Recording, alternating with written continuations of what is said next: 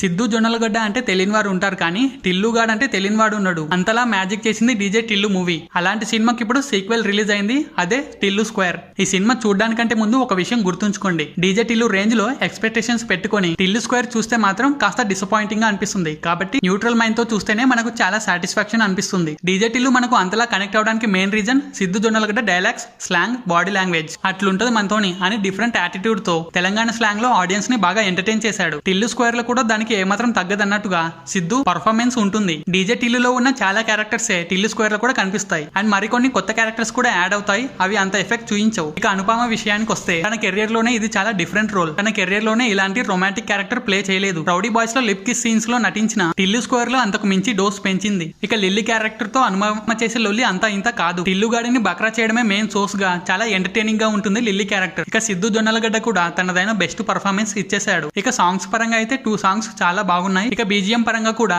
రామ్ మిరియాల best output ఇచ్చాడు. ఇక ఓవరాల్ గా సినిమా మాత్రం 2 గంటల పాటు బాగా ఎంటర్టైన్ గా ఉంటుంది. ఇక కార్తికేయ 2 తర్వాత అనుపమకు సరైన హిట్ టిల్లు స్క్వేర్ తో పడిందనే చెప్పాలి. So friends, this is the review about Tillu square. మీరు కూడా తప్పకుండా చూసే ప్రయత్నం చేయండి. అండ్ ఇలాంటి ఇంట్రెస్టింగ్ ఫిల్మ్ అప్డేట్స్ కోసం వీడియోని లైక్ చేసి ఛానల్ ని సబ్స్క్రైబ్ చేయండి ప్లీజ్.